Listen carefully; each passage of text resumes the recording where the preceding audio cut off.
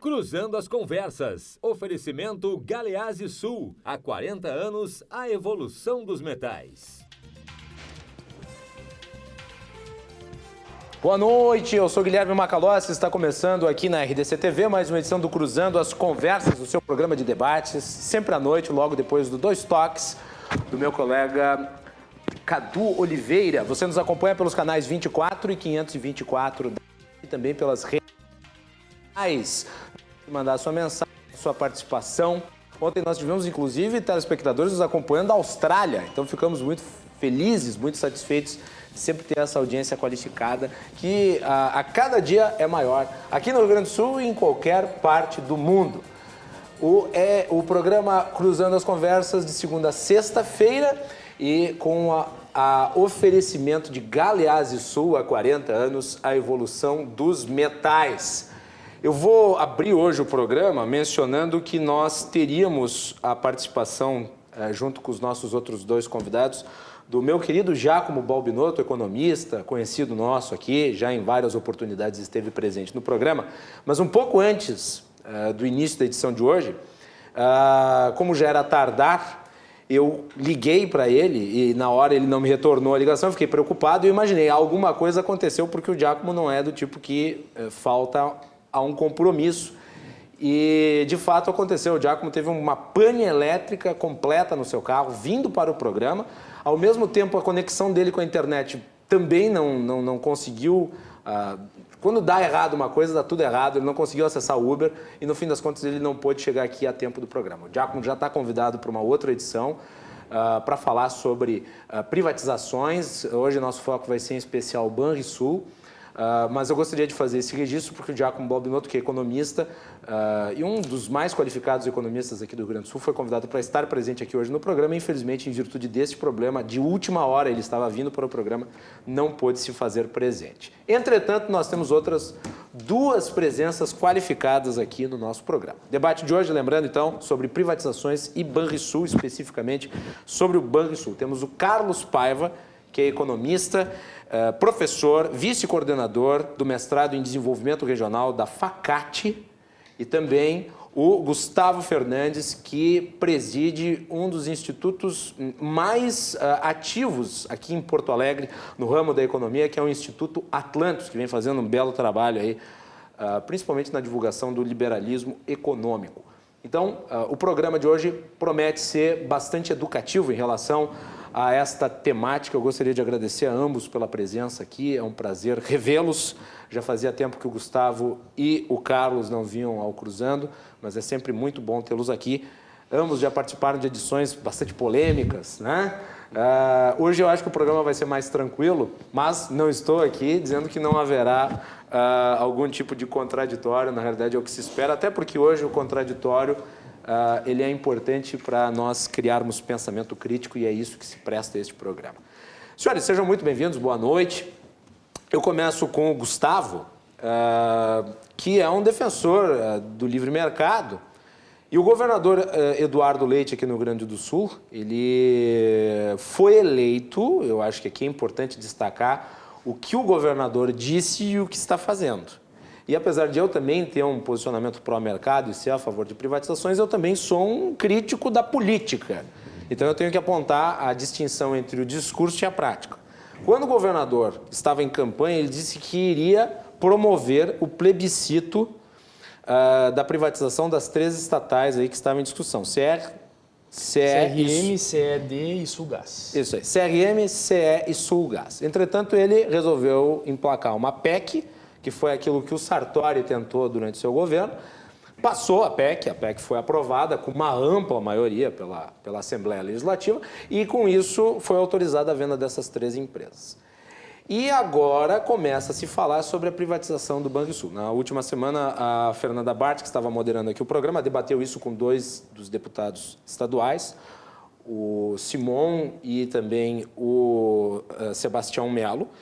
E o Eduardo Leite não foi eleito com essa plataforma. Na verdade, disse que não privatizaria o Banrisul, Entretanto, agora ele já começa a tratar do tema, mesmo que de forma lateral, e disse que se a Assembleia quiser debater o assunto, topar debater o assunto, ele também vai atrás disso. Qual que é a tua visão sobre a privatização do Banrisul e dessa postura que poderia se chamar não necessariamente firme do governador em relação a isso? Boa noite, Gustavo.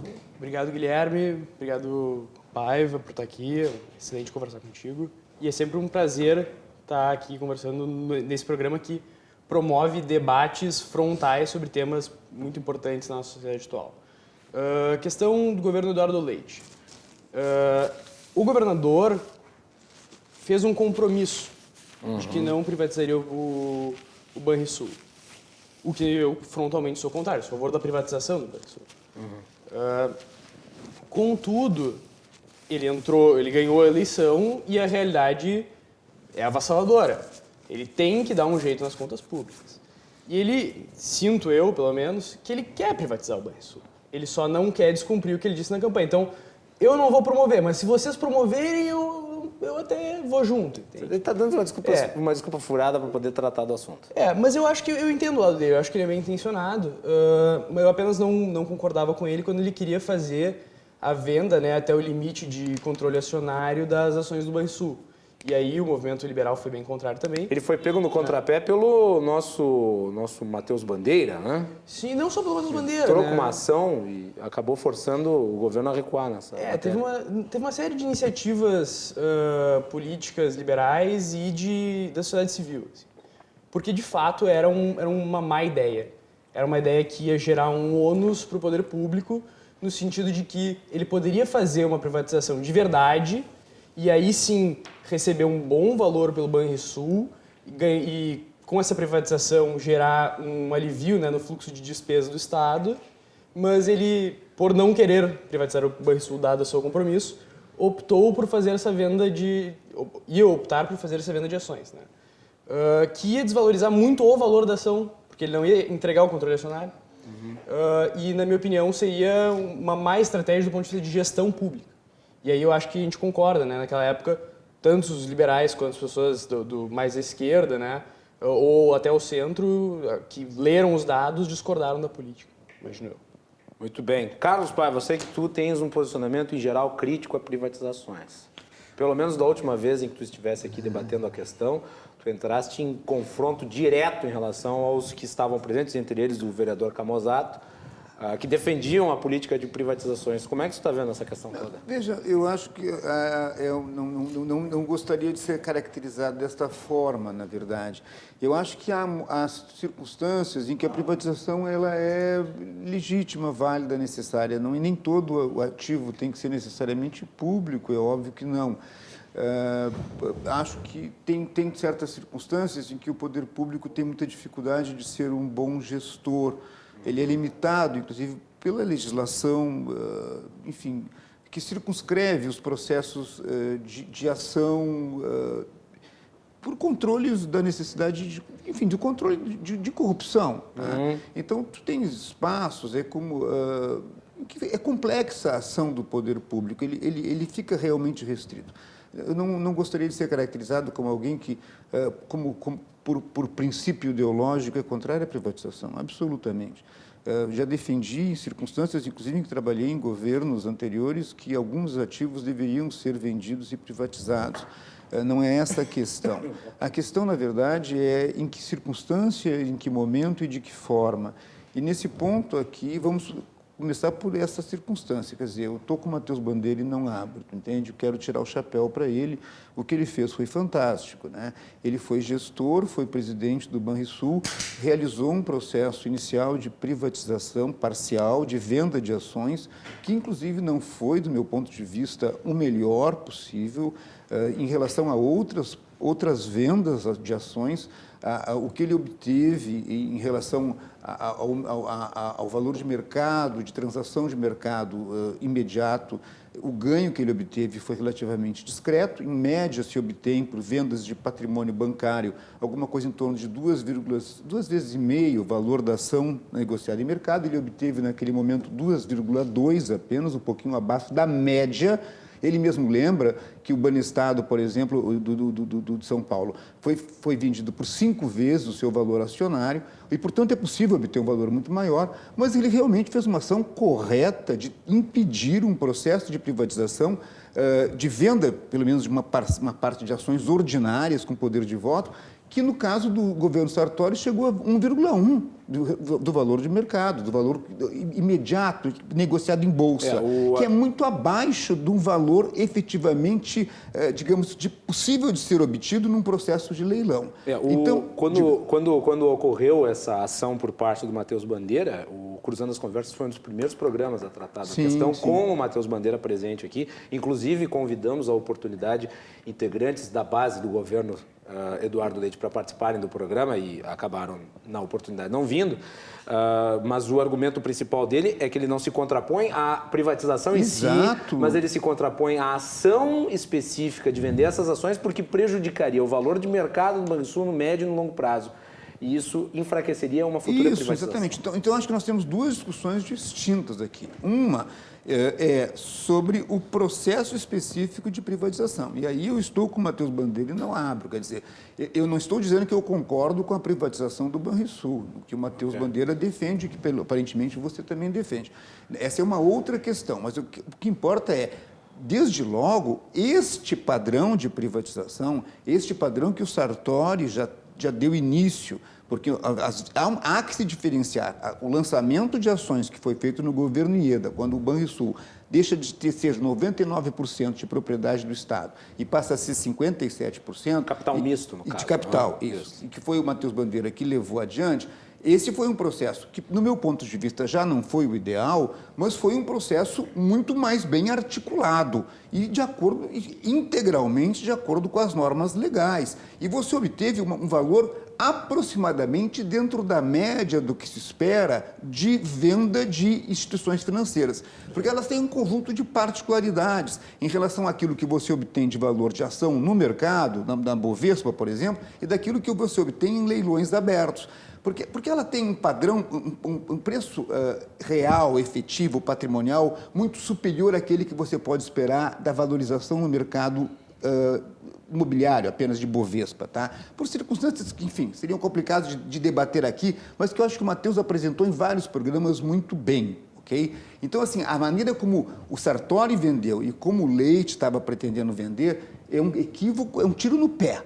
É de um imediatismo enorme, ou seja, você faz um caixa imediatamente para resolver problemas de solvência do Estado, mas, na verdade, tu não estás efetivamente resolvendo um problema maior, de mais longo prazo de financiamento do setor público. E eu lembro que, na época da campanha eleitoral, uma das principais críticas feitas pelo atual governador ao ex-governador era de que ele não resolvia o problema de pagamento de funcionários exatamente em virtude do fluxo de caixa. Quer dizer, foi a marmota do fluxo de caixa.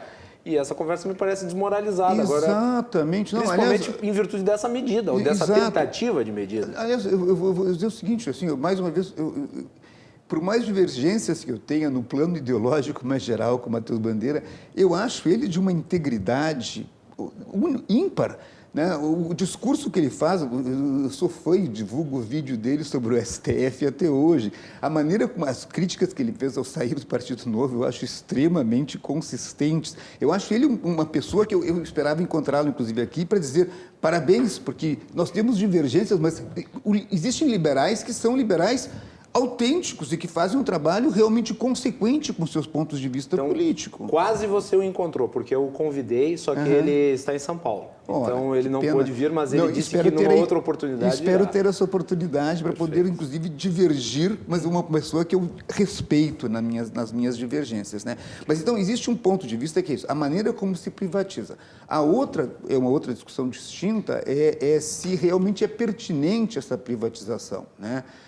E eu tenho uma perspectiva, e já vi distinta da sua e distinta do Matheus Bandeira, é de que o Banrisul, não apenas ele gera uma rentabilidade bastante expressiva, ele tem tido uma gestão extraordinariamente boa, ele é uma exceção. Tem um amigo meu que fez uma tese de doutorado exatamente sobre isso, sobre a gestão do Estado. Ele diz: a Fazenda, o Banrisul e a extinta FEE, pelo governador Sartori, são exemplos de burocracia plenamente implementada no Rio Grande do Sul. De uma burocracia que transcende ao Estado, ou seja, você transcende aos governos, desculpe, elas são realmente burocracias de Estado. Elas têm uma ação pública permanente e uma competência exemplar. E o Banrisul tem uma competência exemplar. Ele gera uma lucratividade, uma rentabilidade que ajuda, inclusive, no nosso fluxo de caixa cotidiano. Tem ajudado, uma rentabilidade elevada. E ele tem contribuído sistematicamente para a promoção de políticas públicas que não poderão ser levadas a efeito sem ele.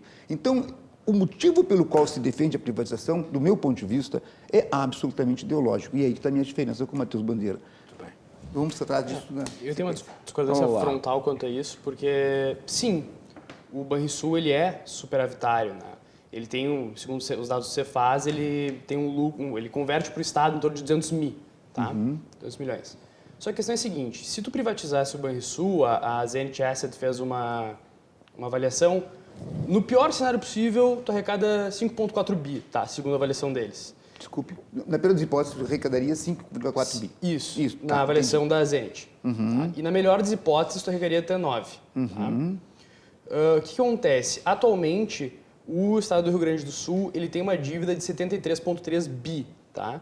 Desse 73,3 bi, 63,1 bi, o que é um valor muito expressivo da nossa dívida, é perante a União. Tá? Nós pagamos juros sobre essa dívida, juros de 4% ao ano, mais IPCA ou Selic, o que for menor. Tá? Basicamente, se tu privatizasse o Banrisul e pagasse parte da dívida do Estado, tá?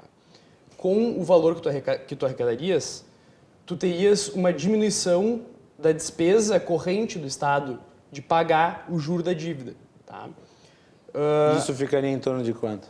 O valor ano, tá, que nós pagamos de dívida, de juro da dívida, é 4,9 bi. Tá? Com abatimento, por ano.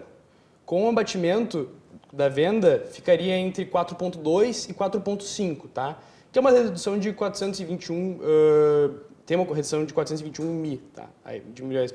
No caso, seria abatido do percentual pago anualmente em virtude dos juros da dívida, menos 421 milhões, acontece? em torno disso, por ano. É o seguinte, é como se tivesse contraído um empréstimo no banco, tá? E tu não consegue pagar esse empréstimo. Tu tem que ficar pagando o juro do empréstimo porque tu não consegue pagar o empréstimo em si.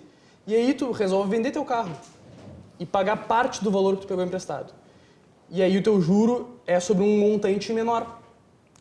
Então, no líquido, tá? A economia, o que representaria de economia anual é 421 milhões.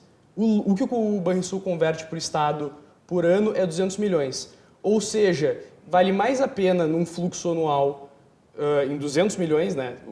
Tu economizaria 200 milhões, se fizer a conta de diminuir o quanto ele converte, né? O quanto ele dá de lucro para o Estado por mês, por ano. Se tu reduzir o quanto ele converte para o Estado do valor que o Estado paga atualmente para a União, né? Tu terias aí 221 mil a menos anualmente pagando para a União. Ou seja, é melhor para o Estado do ponto de vista de fluxo de caixa vender o Banrisul, pagar um pouco das suas dívidas e parar de pagar juros de dívida. Em algum grau, pagar um pouco menos de juros de dívida, é isso que eu quero dizer. Só então para explicar, sem fazer nenhum tipo de juízo sobre o que tu colocaste, apenas para explicar mais de forma didática, resumida e didática para o nosso público. Hoje, se o Banrisul fosse vendido, segundo o que tu falas, ele, além de amortizar uma parte da dívida em si, ele diminuiria com isso o valor dos juros que são pagos sobre a dívida e o valor relativo à diminuição do pagamento desses juros é maior, é o dobro, basicamente, do que hoje ele rende de lucro anual para o Estado. Ou seja, a economia seria maior se fosse vendido segundo o que você fala. Isso, porque o que a gente paga anualmente... Só para resumir, né? Isso que não sei se ficou muito claro. Sim, foi um pouco confuso que eu estava pegando os dados aqui para não me atrapalhar em momento algum com os dados e deixar o mais claro possível. Nós pagamos 421 mil por ano. Para o 421 mil nós deixaríamos de pagar para a União, né, se vendêssemos e pagássemos um pouco da nossa dívida, e 200 mil é o que o Banrisul nos converte por ano, ou seja, o saldo final seria 221 de economia por ano A mais. do Estado. Não, desculpa, mas assim, vamos começar... Segundo o seu cálculo. Tá. Não, você faz. Quando você faz. Tudo dado Ok, você faz. Tá, vamos lá. veja bem, Carlos Pai. só no ano de 2018, o Banrisul, na verdade, rendeu de lucro 280 milhões para o Estado. Então, tu está pegando uma média de 200 milhões que tu está subestimando um pouco, ok? Nos últimos 3 anos, né? Ok, tudo bem. No ano de 2012, que já faz algum tempo, ele rendeu 304 milhões para o Estado. Então, pegar 200 milhões como média é uma média bastante baixa. Ele rende, na verdade, pegando os últimos 11 anos em valores atualizados, ele rendeu 2 bilhões 663 milhões. Isso dá 260 milhões. Mas, de qualquer maneira, não é 200 e está havendo digamos, uma diminuição do lucro que ele efetivamente dá. E ele poderia dar um lucro, inclusive, maior do que isso. Tanto é que, em 2012, ele deu 304 milhões de lucro. Por que okay? caiu, Carlos? Diversos fatores, mas inclusive a venda parcial de ações, ativos na área cambial, por exemplo, que eram as mais rentáveis, ok? Tem ações... O Banrisul já está sendo, de certa maneira, desmembrado em pedaços, tá? Ele deixou de fazer investimentos e aplicações em áreas de maior rentabilidade e a sua lucratividade vem caindo de uma maneira muito estranha. Na verdade, assim, ele passa de 168 milhões em 2017 e bomba de novo em 2018 para 280 milhões, não gratuitamente, no fechamento do governo Sartori na disputa eleitoral. Então, assim, os resultados do Banrisul nos últimos tempos têm sido um pouco estranhos e, do meu ponto de vista, deveriam ser auditados. Mas ele já rendeu bem mais do que ele rendeu nos anos Sartori e ele pode voltar a render bastante mais. Agora, o ponto central meu não é esse. Depois tu falar, eu quero fazer uma pergunta, mas pode Tá concluir, bem, tá, tudo bem. O ponto central não é esse. O ponto central é tomar como? Primeiro, tu está tomando que a média de lucratividade é 200. Não é tão simples, é mais. Se tu pegar a média de 11 anos, dá 270 milhões. E 280 do ano de 2018. Segundo, tu está pressupondo que ele vai ser vendido por 9 bilhões, o que seria, nas melhores das hipóteses, se ele fosse vendido, foi o que você falou. Não, só uma correção. É que todos os dados que eu passei foram avaliando o pior cenário possível. 9 milhões é o melhor cenário, 5,4 é o pior. Bom, é que você começou dizendo que era de 4 bilhões a 9 bilhões. Eu achei que tu estava dizendo 5,4 a 9 bilhões é o... O que importa é o seguinte, tu só pode podes conseguir um valor mais alto pelo Banrisul se ele for efetivamente privatizado na íntegra. Ou seja, se você realmente fizer como fez com o Banestado, com o Banco... Ou seja, você não está vendendo apenas a rentabilidade dele atual. Tu está vendendo todo o patrimônio físico dele, as instalações, o conjunto de pessoas... Imagina uma empresa que ela já não te dê mais lucro nenhum, mas ela tem vários pontos e tem um conjunto de clientes no Rio Grande do Sul inteiro. O Banrisul é mais, capilarizado até que o Sicredi no interior. Então, ele tem contas, ele tem um conjunto de clientes que nenhum outro banco tem. Então, mesmo que ele não rendesse nada, ele tem um valor patrimonial em si, enquanto clientela e enquanto patrimônio físico das suas agências, que é brutal. Isso só poderia ser efetivamente capitalizado se o Banrisul fosse vendido na íntegra. Se você vender apenas as ações e mantendo com o Estado ainda o controle, mesmo que estreito, de 25% das ações totais, mas 50, alguma coisinha qualquer das ações ordinárias, tu não vai obter esse valor. Foi o que o Matheus Bandeira queria evitar. Exatamente. Ele queria evitar isso. Ou tu entra na lógica do Matheus Bandeira, e aí sim tu tens uma venda bojuda e gera um certo rendimento que vai abater da dívida, do meu ponto de vista ainda, muito pouco, porque abate de 70 bilhões, tu abate 9. Ora, convenhamos, tu continua com uma dívida enorme. A questão da dívida do Rio Grande do Sul, eu insisto sempre nisso, cada vez que a gente volta a debater, ela tem que ser pensada estruturalmente. Esta dívida, em primeiro lugar, tem que ser baixada com a Lei Candir. Antes, nós éramos um dos poucos estados que tínhamos um motivo pelo qual brigar contra a Lei Candir e os ressarcimentos que não houve, porque nós tínhamos um saldo comercial, um dos maiores do Brasil. Brasil. Nós éramos o segundo maior saldo comercial com o exterior, em função da relação próxima com o Uruguai, Argentina, etc. e tal, e a nossa tradição exportadora. Hoje já não é mais assim. Problema, né, cara? Pará, Nordeste, todo mundo, em função... Como o Brasil virou cada vez mais agroindustrial e minerador, nós estamos cada vez mais com saldo comercial negativo na área industrial, e tu teve uma expansão agropastoril para todo o norte do Brasil. Todos os estados hoje estão credores na Lei Candir. E todos estariam dispostos a se unir para fazer uma bateção de contas, para bater as contas. Se bater as contas, empata. O governo federal está nos devendo. Então nós ficamos nessa de que a gente deve para o governo federal e não vai para o enfrentamento. O problema, Carlos, ao meu entender, é que a Lei Candir, apesar de ter criado prejuízos gigantescos para o Rio Grande do Sul e para outros estados exportadores, me parece que ela não tem futuro em termos de como isso vai se dar, porque o Supremo Tribunal Federal decidiu que o Congresso deveria deliberar a respeito, para criar uma lei que pudesse gerar o ressarcimento. Mas o Congresso não se mete para fazer. Mas essa é que é a questão. O problema é ficar esperando a solução do Congresso, entendeu? Não, quer dizer, essa é que é a questão. Porque a dívida está correndo. O Supremo Tribunal Federal tem toda a razão nesse sentido. Veja bem, o Supremo Tribunal Federal, o Judiciário, ele tem uma responsabilidade de ser, digamos, o guardião sobre assuntos que não correspondem aos interesses da maioria. Isso eu acho corretíssimo. Quando falam não dá para judicializar as questões, por exemplo, de gênero, as questões sobre negros, a questão das minorias, não, isso tem que judicializar. Porque se você trabalhar apenas no Congresso, você vai ter a imposição da maioria sobre a minoria. E os direitos das minorias não estarão assegurados. Isto cabe ao Judiciário fazer. O Judiciário tem que trabalhar com isso. Agora, quando se trata de interesses de todos os estados têm um enfrentamento com o governo federal. Não é o Supremo Tribunal Federal que tem que negociar, é fundamentalmente o Senado. E hoje o Senado já teria esse papel, ele já teria condições, porque o que aconteceu antes... Não, aí é que está, não faz, até porque não existe a pressão dos governadores. Não houve do Sartori, não houve do Leite. Bom, mas então nós temos que responsabilizar quem é responsável. Tanto os senadores em si, que não se mexem, quanto os governadores que não se mexem. E por que não se mexem? Essa é que é a questão. Porque hoje há interesse. Houve um período em que tinham poucos estados que realmente tinham saldo positivo com a Lei Candir. Hoje, como o Brasil só exporta agroindústria e minérios, praticamente todos os estados do Brasil têm esse interesse. Era só se unir. Estava na hora da gente se mexer nesse ponto. Gustavo, vamos lá. Faça a sua intervenção. Eu acredito que aqui existem duas posições, tá? Sim. Muito claras. Uma é de escolha de luta com a história, com o que já aconteceu, que é o que me parece que tu está defendendo, uma luta com a história, com o que já se passou e que hoje em dia tentar alguma reversão disso significaria quebrar todo o nosso orçamento da maneira que ele está estruturado hoje e gerar um problema nacional, porque essa dívida ela não desaparece, não é como se a gente pudesse brigar com a União e a gente simplesmente faz um acordo e tá paga a dívida, entende? Alguém assume esse ônus. Claro, tá? E quem tem que assumir o ônus é quem realmente é culpado por ônus. Tu quebra...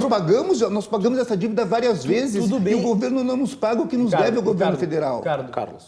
Carlos, perdão. É que eu tenho um amigo que é Ricardo Paiva, inclusive um forte abraço. Não tem problema. Carlos, seguinte, eu entendo o teu ponto, tá? Mas a questão é a seguinte, é que hoje em dia as pessoas têm um problema concreto em mãos, tá? E não adianta a gente querer fazer um mise-en-scène de que nós vamos promover uma revolução dos estados contra a União e que isso vai acabar com a dívida e que isso vai desaparecer. Não, se isso for internalizado pela União, todos os custos da Lei Candir atualmente, acaba o nosso posicionamento enquanto nação, tá? Enquanto o quê? Enquanto nação. O país inteiro quebra, tá? Porque não existe folga orçamentária ou nenhuma maneira de internalizar esse custo. Essa é a primeira coisa. A segunda coisa é a seguinte, existe um problema concreto atualmente, tá? Nós temos que pagar algumas coisas, nós estamos devendo muito dinheiro. Nós temos um ativo que nos rende X de lucro e a gente pode vender esse ativo, pegar o valor, pagar um pouco da nossa dívida e com o que a gente pagar, com o que a gente abater da nossa dívida, a redução no juro já é maior do que ele nos converte em lucro. Não faz sentido nenhum. Na minha opinião, né, é um erro de gestão manter o Banrisul, considerando a possibilidade de vender ele e dar alguma folga de caixa para um Estado quebrado. Nós vemos um Estado quebrado. Se a Lei Candir, de fato, acabasse sendo revertida em responsabilidade da União, qual que seria o impacto para o orçamento federal? Eu teria que ser um vidente para te responder isso, porque eu não sei como a União iria lidar com esse ônus financeiro. Mas assim... O acumulado é grande. É um acumulado absurdamente grande e que não existe nenhum espaço onde tu possa retirar esse dinheiro ou emitir título. Vai emitir título como? O Brasil já está endividado até os tubos também, entende? Nós estamos em um país quebrado e em um estado quebrado. Sim, e essa é a nossa veja, realidade. mas é que não adianta brigar com a história do que já se passou e dos governos passados. A gente tem que lidar com o problema de maneira racional. Se trata de equacionar, fazer um encontro de dívidas. Nós temos uma dívida formal com o governo federal e o governo federal tem uma dívida conosco. A questão é quem vai pagar. O governo federal diz o seguinte: nós temos um conjunto de dívidas, então a gente vai resolver pela reforma da Previdência. E o Rio Grande do Sul, nós temos um conjunto de dívidas, então vamos vender o nosso patrimônio. Sempre a mesma história e quem paga é sempre o mesmo pato. Então a questão é saber o seguinte: bom, existe um encontro de dívidas. O Rio Grande do Sul deve para o governo federal. Deve por quê? Deve porque foi feito um acordo, numa negociação no tempo do governo Brito, que envolveu um IGPDI com juros extorsivos sobre o Rio Grande do Sul. O Rio Grande do Sul pagou o valor total que foi negociado e continua devendo o mesmo valor. Foi um acordo de agiotagem, praticamente. Não, ninguém poderia prever que a taxa de juros... Nós pagamos muito acima da... Se tivéssemos negociado pela Selic, nós teríamos caído nossa taxa de juros, a nossa dívida total. Não, nós fizemos pelo IGPDI mais uma taxa de juros real exorbitante, maior do que acabou sendo a Selic. Então, nós temos um processo, uma dívida que é questionável no próprio plano. Entre agentes federados, se colocou uma taxa de juros elevadíssima. Na época, eu não estou dizendo que na época não fizesse algum sentido. Na época ninguém podia acreditar que a taxa de inflação pudesse cair tanto quanto caiu. Mas acontece que efetivamente foi uma juro de agiotagem. E nós ficamos devendo, por mais que tenhamos pagado o valor inteiro, ficamos devendo. O governo federal nos deve o mesmo montante que nós devemos a partir de uma negociação. Por favor, deixa eu terminar de falar. Nós fizemos uma negociação que envolve quase agiotagem. Pagamos o valor total negociado e continuamos devendo o mesmo valor pela agiotagem. O governo nos deve o mesmo valor.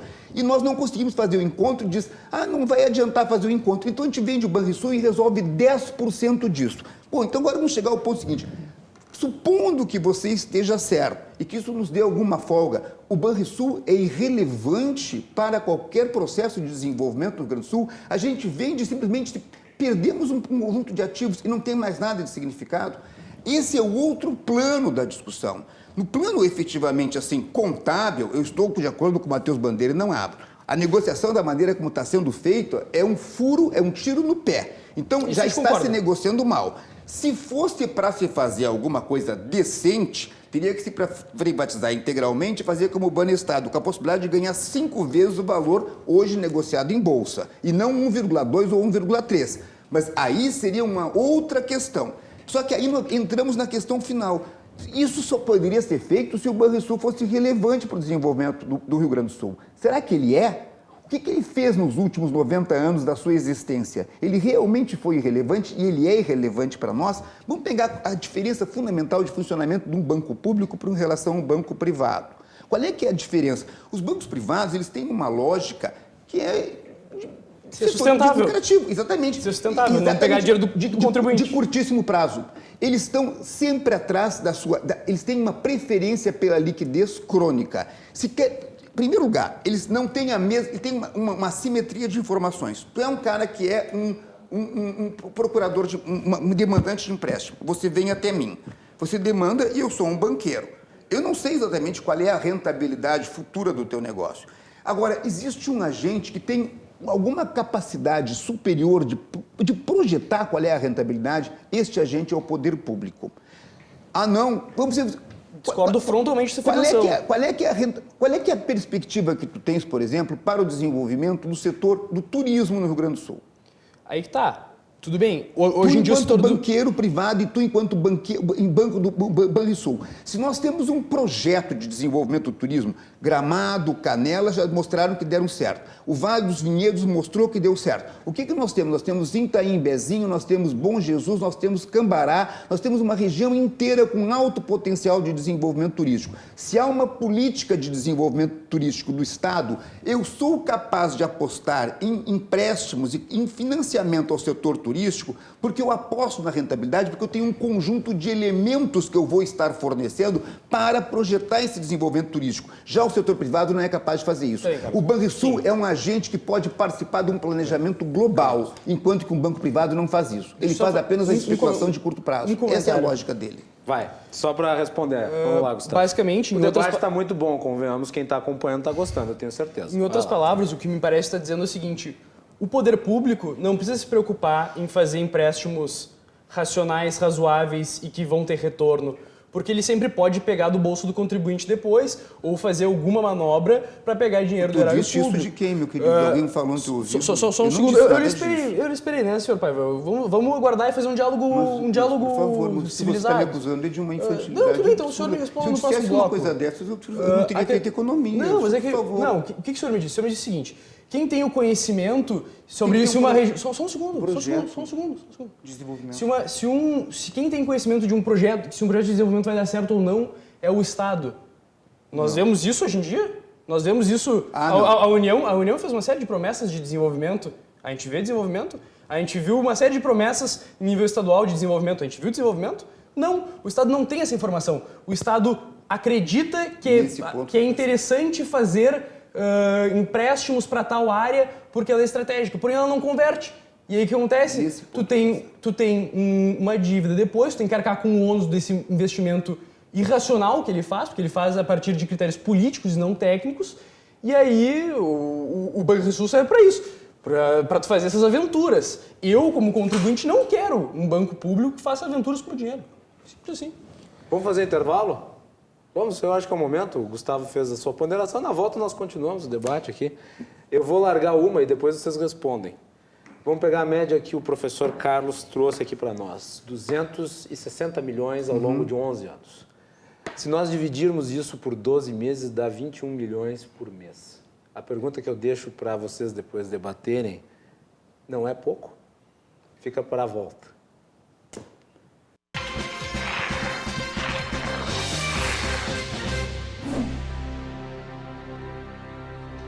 De volta aqui na RDC TV, com Cruzando as Conversas, seu programa de debates noturno, sempre a partir das 22 horas. Aqui, canais 24 e 524 da NET. Não deixe de assistir às edições anteriores que estão disponíveis no nosso canal no Facebook e também no YouTube. Ontem, aliás, nós tivemos uma interessante discussão sobre o projeto de lei anticrime do ministro Sérgio Moro. Eu recomendo a todos que assistam, foi muito produtivo, o contraditório foi qualificadíssimo, como na edição de hoje.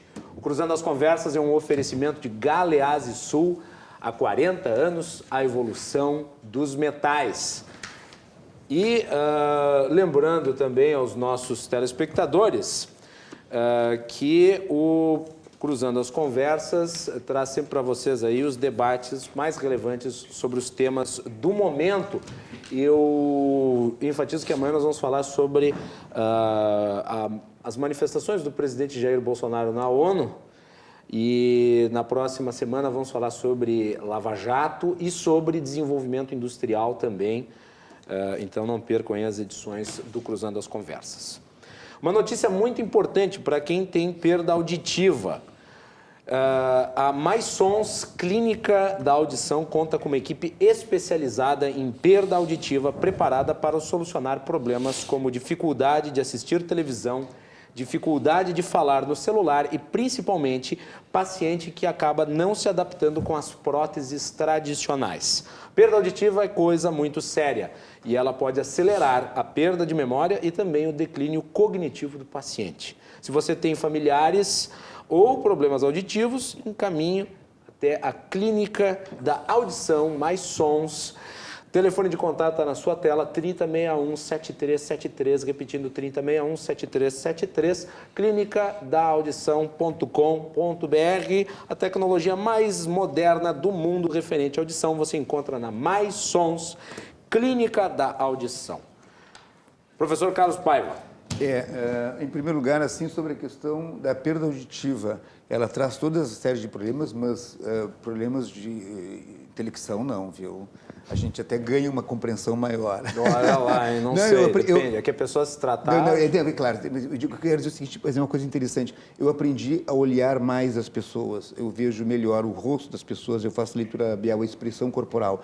Incrível, você aprende a ver coisas que você não via antes, falando sério. Claro que... O liberalismo tem o mesmo efeito. Também, claro. Tu vê coisas que tu não via. Mas, querido, veja bem, eu não tenho absolutamente nenhuma aversão ao liberalismo. O meu primeiro guru na vida foi Raimundo Faoro, com quem, aliás, eu tive uma amizade pessoal antes de falecer. Curiosidade interessante. Claro, escreveu um livro importantíssimo. Não apenas um, mais de um, mas Os Donos do Poder é o maior. Mas é o mais famoso, né? É o mais famoso. São 2 volumes, na verdade. Eu sei quase de cor. A Península Ibérica formou e plasmou sua sociedade sob o Império da Guerra. Nela, 2 civilizações, uma do Oriente Próximo e a outra do Ocidente distante, pelejaram pela hegemonia da Europa. É assim que começa, ok? Bem, e eu sei boa parte do texto de cor. Eu adoro Raimundo Faoro. Ele é um grande liberal e, não gratuitamente, também um cara que exigia e lutava pelas mudanças no Brasil. Vamos começar tratando da questão do planejamento, tá certo? Veja bem, em forma nenhuma, meu querido Gustavo, eu poderia dizer, imagina, se realmente eu fiquei até um pouco ofendido no momento, que nós vamos usar o Banrisul para gastar impunemente, ao contrário do que faria um banco privado. A questão, na verdade, é dos limites de conhecimento de um projeto mais global. Tu tens razão num ponto crucial. Nós estamos cada vez planejando pior. E, nesse sentido, os últimos governos foram trágicos, né? O governo Sartori, do meu ponto de vista, é um marco na destruição do pensamento e do planejamento no Rio Grande do Sul. A destruição da FEE, do meu ponto de vista, é imperdoável.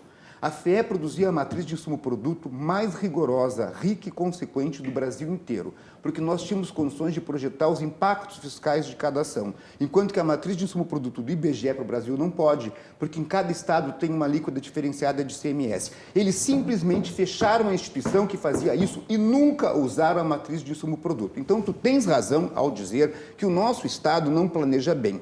Isso não significa que seja impossível o planejamento e que deveria haver, como houve durante um certo período, quem financiou a matriz de insumo-produto, por exemplo, no ano de 2004, foi o Banrisul, interessado em montar um sistema de planejamento que o ajudasse a pensar os seus projetos de desenvolvimento e financiamento. Porque a questão era, como é que nós vamos pensar aquilo que pode dar uma rentabilidade maior? Então, vamos pegar uma área fundamental. Todo o Nordeste do Rio Grande do Sul, eu digo que tem 3 Nordestes, vamos dizer o seguinte. Tem o Nordeste, que é a região metropolitana propriamente dita, tá? Porque a região metropolitana, hoje, a Assembleia Legislativa vai definindo e ampliando cada vez mais é uma zona rural. Tu tem uma região metropolitana propriamente dita. Tu tem um Nordeste super desenvolvido de primeiro mundo. Caxias, Gramado, etc e tal, e suas adjacências. E tem um Nordeste com desenvolvimento potencial, que vou dizer assim, é a Rota do Sol, de Caxias para lá, que passa por Bom Jesus, Cambará do Sul e vai para o litoral. Jaquirana, etc., que são regiões que têm um potencial turístico elevado, mas hoje em dia está baseado apenas em paisagem, porque não conseguiram explorar ainda a dimensão efetivamente turística. Hoje o Rio Grande do Sul é o 4º, está disputando o 3º lugar em destino turístico do Brasil, em função de Gramado, Canela, Vale dos Vinhedos. Tu tens uma condição de expandir isto brutal. Quem pode projetar isso? O governo do Estado. Quem pode financiar? Alguém que esteja atrelado a um planejamento. Tu tem razão. Realmente, o planejamento está sendo destruído. Porque sem a FEE, a Secretaria do Planejamento não tem condições de planejar efetivamente. Sem o planejamento efetivo, tu não pode assessorar o Banrisul. Então, nós estamos desestruturando. Mas isso não significa que a gente deva desestruturar ainda mais. A gente deva destruir ainda mais, acreditando que o mercado vai resolver tudo. A verdade é que o sistema financeiro privado no mundo todo se revelou, e a crise de 2007, 2008 foi marcante, absolutamente oportunista. Se tu não tiver bancos públicos que ajam contraciclicamente, tu não tens capacidade de sustentação do desenvolvimento. Isso ficou provado na crise de 2007, 2008. O André Lara Rezende, boa parte dos liberais que fizeram o Plano Real já reconheceram. Quem não reconhece é porque está preso a uma ideologia. Gustavo Fernandes, para responder. E tem ainda a minha provocação dos 260 milhões. Dos 21 milhões, eu não consegui responder. Fala da próxima. Vai lá, Gustavo. Primeiro que, a fim de termos de comparação, tá? Lucro projetado para o Itaú, segundo trimestre de 2019, 6,8 bi. Começamos por aí, respondendo que já acho que é... A lucratividade deles é sempre maior, sem dúvida. Eles só especulam. Fundamentalmente, eles especulam. Essa é que é a diferença. Só o comprometimento com o empréstimo deles é muito menor. Eu posso te mostrar aqui. Carlos, só um segundo. Carlos, depois tu se manifesta. Deixa o Gustavo. Deixa o Gustavo fale. Depois tu tem tempo para... Vamos lá. Primeiro, eles têm lucro porque eles têm capacidade de gestão e porque eles não fazem isso que tu estavas propondo, na minha opinião, de se aventurar em chutar se o turismo vai ou não dar certo. O que eles fazem é, tem um cara que tem uma iniciativa interessante, eu analiso, faço uma análise de capacidade de crédito, capacidade de pagamento, ele tem garantia, não tem garantia, e eu faço algo saudável, eu faço um investimento racional, baseado em critérios técnicos, tá? E não no que eu acho que é bom e que deveria ser feito do ponto de vista do ponto de vista não, do ponto de vista da engenharia social, de que eu acredito que agora a Rota do Sol tem que ser um ambiente de turismo. E aí, não é assim que se faz. Crescimento econômico, ele é uma coisa que cai do céu. Nenhum crescimento econômico duradouro e estável foi feito com booms absurdos que se mantiveram. Não, foram economias que reduziram o papel do Estado, tornaram o sistema mais racional e foram devagarinho construindo os alicerces de uma economia saudável. A questão de que é importante o banco público para fazer políticas anticíclicas, olha, nós fizemos isso no Brasil diversas vezes, nós falhamos em todas as vezes, assim como grande parte do mundo afora, tá? Nós tentamos fazer isso com a Dilma, com a nova matriz econômica, vamos fazer métodos anticíclicos. O que nós conseguimos foi dívida, desemprego e descontentamento. É isso que nós conseguimos. Nós já tentamos essa iniciativa, nós já falhamos, e não porque nós falhamos enquanto indivíduos em operacionalizar esse plano, é porque esse plano não dá certo. Hayek é um autor liberal que eu respeito muito e gosto muito. Ele tem a teoria que rendeu ele o Nobel de 1974 sobre a dispersão de conhecimento e preços, tá? O problema é o seguinte, o Estado não tem como fazer um processo de gestão informacional que ele se propõe, porque a informação é dispersa e dinâmica. É impossível que eu, Gustavo, acumule tal conhecimento que eu possa planejar um Estado inteiro a partir de um banco estatal que não consegue fazer um lucro minimamente decente e que a sua venda gera mais folga de caixa do que a sua operação. É simples, é uma questão matemática. Ele converte 200, se tu abate o preço dele, o valor dele da dívida, sobra 221 mil. Se fizer, né, sobra a queda é 421, ele rende 200, diminui e o saldo líquido é 221 mil de economia por ano.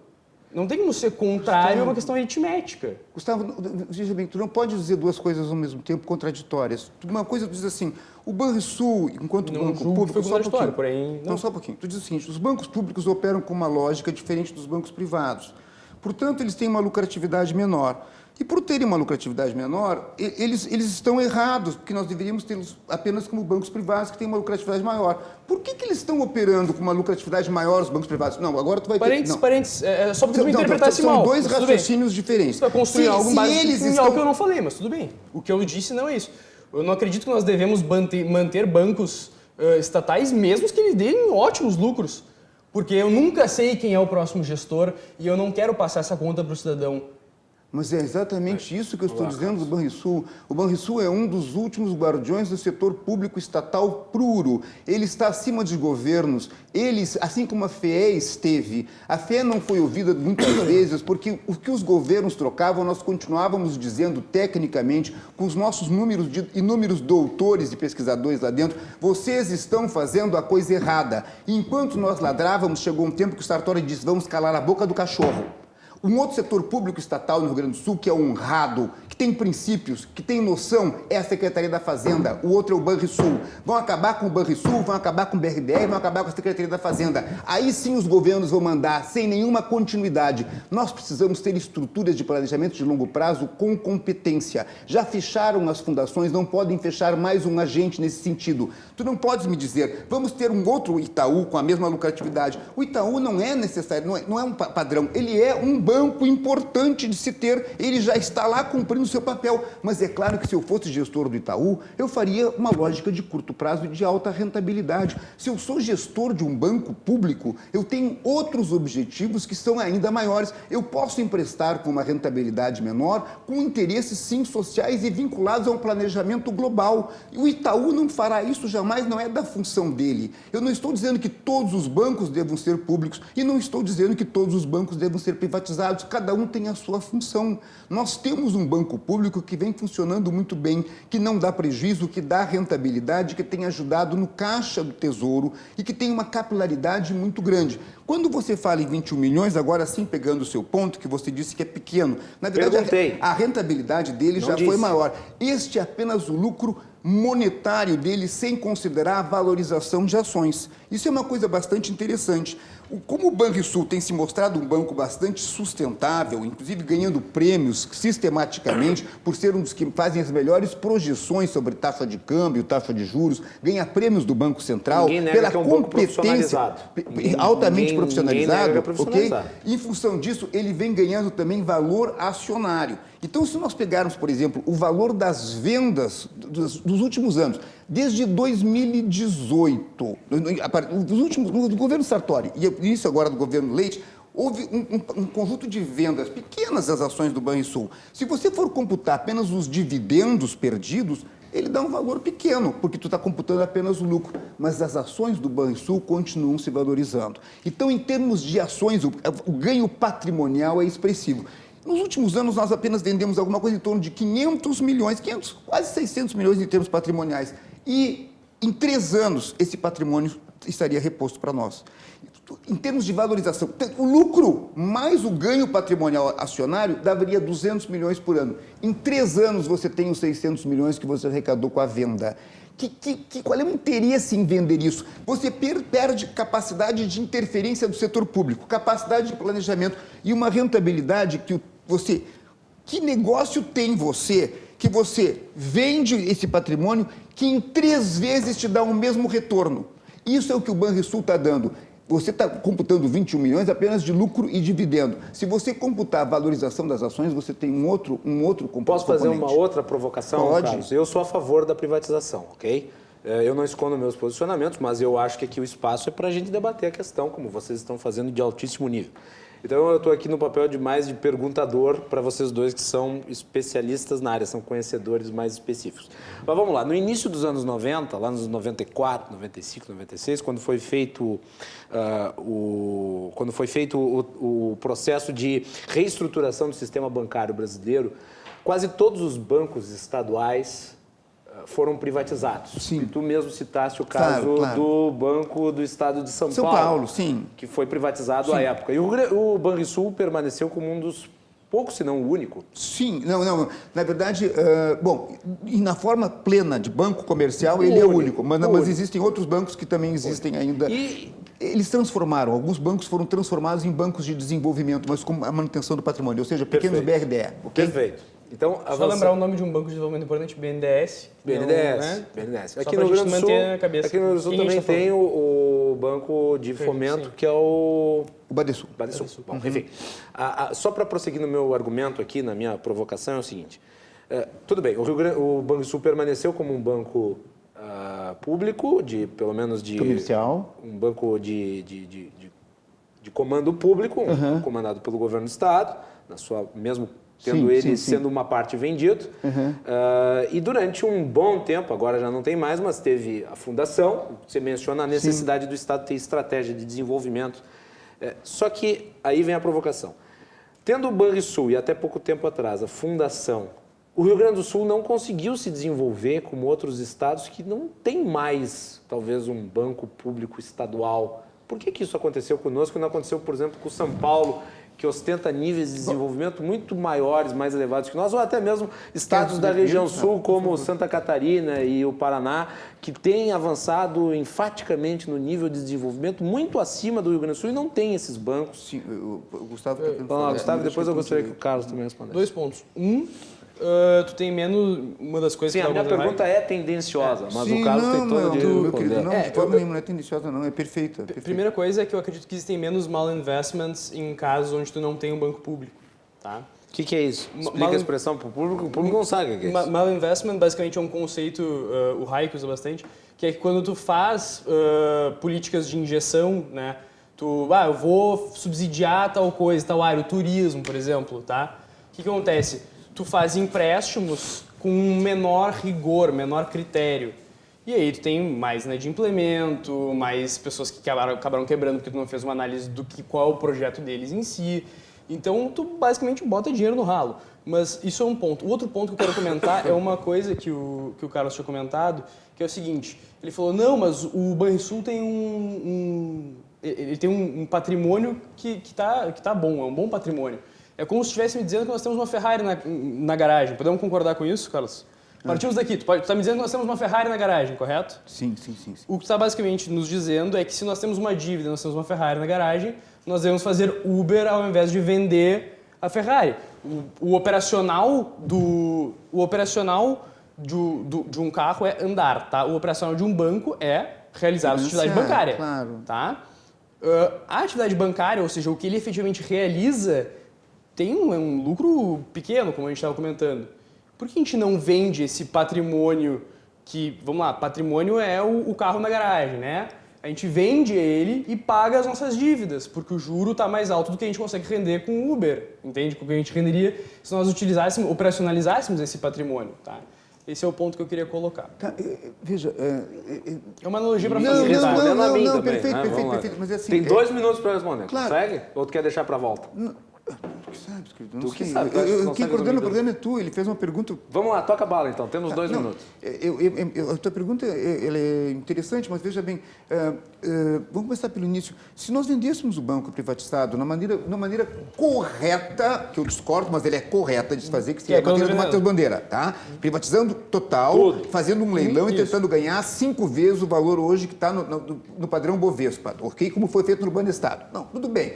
Aí tu vai vender todo o patrimônio, inclusive o patrimônio físico das agências, exatamente. Sim. O que vai acontecer imediatamente?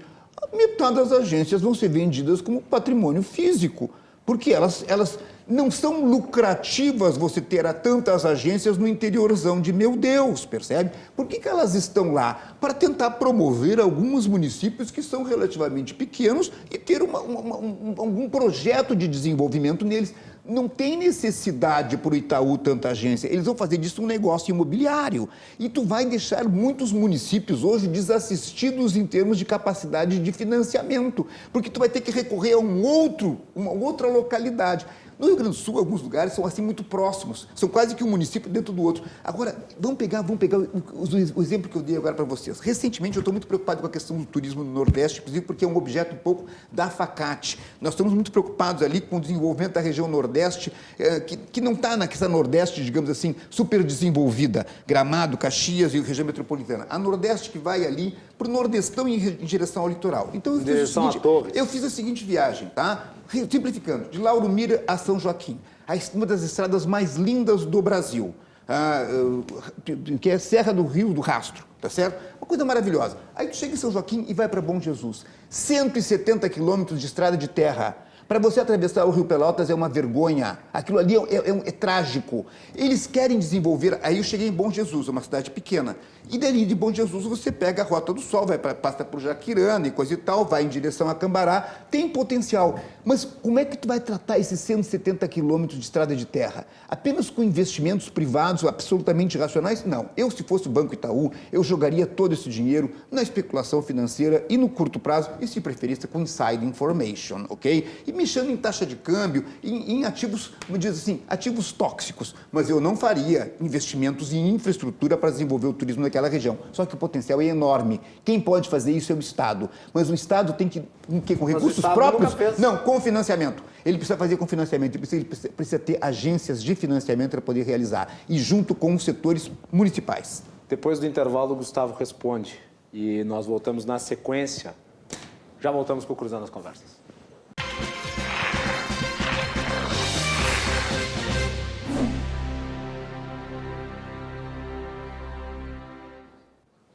Estamos de volta aqui na RDC TV, canais 24 e 524 da NET, com Cruzando as Conversas, o oferecimento de Galeazzi Sul, há 40 anos, a evolução dos metais. Sempre a partir das 10 horas de segunda a sexta-feira e também nas redes sociais. Não deixe de nos acompanhar, de mandar sua mensagem e participar. Hoje no programa temos Carlos Paiva, que é economista, professor e vice-coordenador de mestrado em desenvolvimento regional da FACAT. E também o Gustavo Fernandes, que é presidente do Instituto Atlantos, que é uma entidade sediada aqui em Porto Alegre. Gustavo. Não, eu queria só comentar a questão que o Carlos levantou, que ele falou assim, mas e se privatizar o Banrisul, né? Como é que fica a agência lá no interior? Pois é, outra empresa estatal, né, que se pretende privatizar é a Sulgás, tá? Será, né? Será, já tá certo, tá resolvido. Existia uma Vai demorar 500 dias, mas será. E aí casa um pouco com o que tu comentaste. Existia uma versão análoga da Sulgás em São Paulo. E ela foi vendida, foi privatizada, né? E o argumento que se usava muito era esse. E a distribuição para o município pequeno? Pois é, a extensão de distribuição delas, né, do gás, né, que ela fornecia, quando foi privatizada, saltou de 2,4 mil quilômetros para 15, né? E o valor agregado da empresa em si foi de 341 milhões para 1,9 bi. Então, ainda que eu entenda a retórica, muitas das vezes que isso é feito na realidade, né? Não existe identificação entre a retórica e o que muitas vezes acontece na prática quando se privatiza as empresas públicas. Enfim.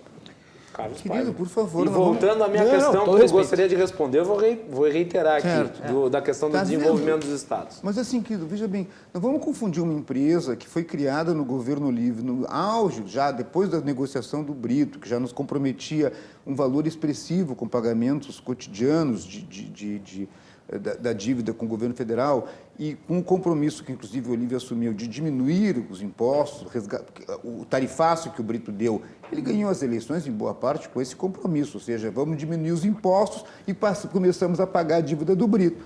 Claro que o Estado ficou espremido, e aí se criou a Sulgás. A Sulgás só podia crescer com base nos seus próprios lucros, que não eram pequenos, mas a empresa nasceu pequena. Então, quando tu vai a privatizar, ela explode. Outra coisa é um banco que foi criado em 1928 e que tem uma capilaridade que tu pode até classificar, talvez, como excessiva.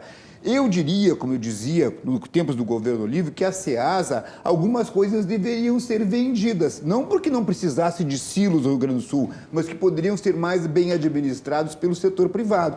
O Banrisul tem agências, do meu ponto de vista, até demais. Poderia vender algumas coisas, sim, poderia racionalizar. Eu não estou negando essa viabilidade. Mas, assim, ele é um outro patrimônio. Tu não pode comparar com a Sulgás e dizer que vai ser vendido e ele não vai encolher. Não, a Sulgás só podia crescer. E o Banrisul só pode encolher. Agora, respondendo à pergunta dele, tá? A sua pergunta, para mim, é uma questão polêmica e capciosa, mas é o seguinte, o Rio Grande do Sul cresceu, só um pouquinho, o Rio Grande do Sul cresceu a despeito porque nós não tínhamos motivo para termos crescido tanto. Nós temos uma estrutura produtiva muito similar à do Uruguai ou da Argentina, em termos de especialização potencial, ou seja, gado, charque, trigo, etc. e tal, que eles vendiam mais barato por questões cambiais. E nós brigamos o tempo inteiro na Revolução Farroupilha, Revolução Federalista, para poder conseguir mercado nacional. Por que nós nos desenvolvemos, de fato? Por planejamento. O planejamento que foi feito durante o período da República Positivista do Júlio de Castilhos, do Borges Medeiros, e que o Getúlio Vargas conseguiu implementar para o Brasil inteiro, e o Flores da Cunha continuou aqui. Esta máquina... Mas engatou os ditadores, por favor, esta máquina é preservada ainda durante os anos 45, 64 e se preserva durante o período militar. Os militares preservam essa máquina. A partir do fim do período militar, nós vivemos uma decadência crescente da capacidade de planejamento no Rio Grande do Sul. Inacreditável. Que se expressa, inclusive, na incapacidade de qualquer governo ser reeleito. E cada governo que muda, porque muda o partido, muda o governador, e cada governo que começa tudo de novo. E ele sempre tem uma ideia nova, genial, maravilhosa para colocar no lugar. E a estrutura que foi montada antes de planejamento, que envolvia a Secretaria da Fazenda, Banrisul, FEE, FEPAGRE, etc. e tal, e que dizia, existem alguns planos que têm que ser preservados, não eram preservados a partir de então. Realmente, eu vou dizer uma coisa aqui trágica. O último período em que o Rio Grande do Sul conseguiu planejar foi até o último ano do governo militar, até Simval Guazelli, efetivamente. A partir de então, é uma sequência de axiologias e um despreparo completo e um desrespeito absoluto com a estrutura de planejamento que foi colocada e montada desde o início do século XX. Essa é que é a verdade. Foi sendo desestruturado. Quando a gente não parou de falar, simplesmente nos fecharam. O Sartori nos fechou. E agora o Leite quer fechar o resto. Gustavo, eu acho que tu tem uma outra percepção em relação à minha pergunta. É que é que eu fiquei abismado com o comentário do Carlos. 3 minutos temos, né? A justificativa foi, durante os governos autoritários e os nossos planejamentos funcionavam bem. Depois que os governos pararam de ser autoritários, nossos planejamentos não funcionam mais tão bem. Assim, não funcionavam antes, tá? Tanto que a ideia do milagre econômico é um falso milagre, porque ele tem um custo, ele é... tu paga agora... É que nem bebedeira. Tu bebe, é bom e no outro dia tem ressaca. A gente hoje em dia Depende do que tu bebe. Exatamente. Também, né? Mas hoje em dia a gente vive a ressaca dessa ideia. A ideia da engenharia de que nós vamos construir uma nação próspera a partir de um planejamento centralizado de um corpo de burocratas que acreditam que têm capacidade de cognição de toda a realidade do dado momento e de todo o futuro, inclusive num instrumento de futurologia. Ao passo, isso é uma vertente. O que eu defendo é outra coisa. O que eu defendo é que nós vamos diminuir a presença do Estado na economia, vamos deixar que os indivíduos se organizem e aí a sociedade civil cria os alicerces para uma economia saudável. Primeira coisa que o Carlos me disse quando ele chegou, eu falei, eu sou um institucionalista. As instituições têm que ser construídas, mas elas jamais serão construídas efetivamente se a sociedade organicamente não produzir elas. Elas não são dadas por um planejamento central. Inclusive, é muito perigoso que a gente acredite que a gente pode delegar tal parte da nossa liberdade e do nosso dinheiro para uma pessoa, um corpo de pessoas que tem lá os seus interesses e que nós já vimos o que fizeram com o Brasil, Rio Grande do Sul e Porto Alegre. Carlos, e depois desse verdade, só que fica muito simples. Assim, a coisa do institucionalismo fica assim.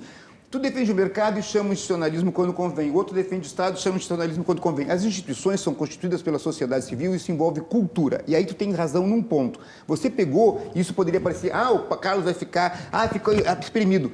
Mas é verdade, você pegou um ponto fundamental. Nós vivemos até hoje a Revolução Federalista, maragatos e xingmangos, grenalismo absoluto.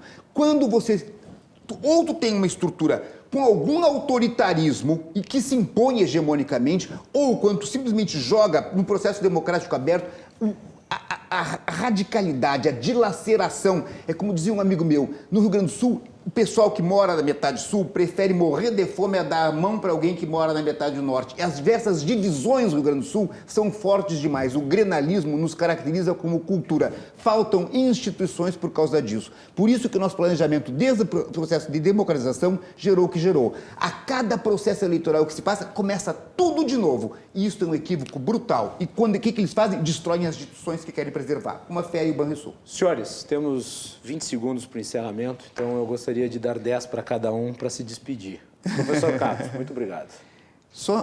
Eu quero dizer o seguinte, 10 segundos, foi um prazer te conhecer, Gustavo, foi um grande e ótimo debater contigo. Muito bem, Gustavo, muito Foi obrigado. um prazer enorme debater contigo e estar aqui, Guilherme, e eu acredito, no cerne do que eu gostaria de deixar para hoje, para o telespectador pensar, quem sabe a gente para de deixar que alguns planejem, e a gente planeja a nossa vida, e o outro planeja a vida dele, e as pessoas planejam as suas vidas. Isso não é instituição, Gustavo. A instituição precisa que nós planejemos juntos. Essa é que a questão, isso é o mercado livre demais. Aí que tá. É um prazer debater. Sabe que nós temos que terminar. Dá tchau. Instituições dadas por poucas pessoas se chama autoritarismo, e autoritarismo nós já vimos diversas experiências no Brasil e no mundo afora do custo social, econômico e civilizatório que isso representa. Muito bem, é claro que esse debate não se encerra assim aqui, e eu gostaria já de antecipar o convite para que os dois voltem na mesa, para que continuemos essa análise que eu acho que é importante. Eu só gostaria de terminar o programa chamando a atenção para uma entrevista que acabou de sair e que é impressionante sob qualquer aspecto. É impressionante. É a entrevista que o ex-procurador-geral Rodrigo Janot deu ao Estadão. As declarações do Rodrigo Janot são realmente impressionantes. Ele disse o seguinte: pensei em matar Gilmar Mendes e me suicidar. Não ia ser ameaça, não ia.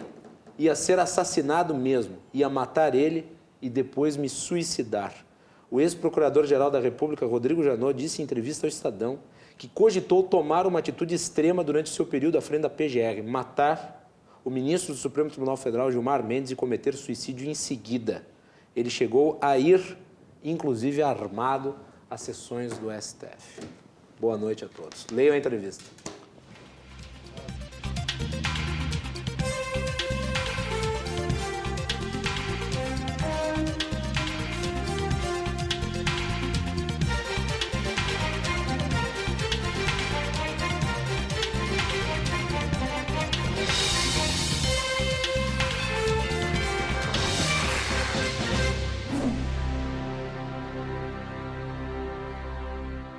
Cruzando as Conversas. Oferecimento Galeazzi Sul. Há 40 anos, a evolução dos metais.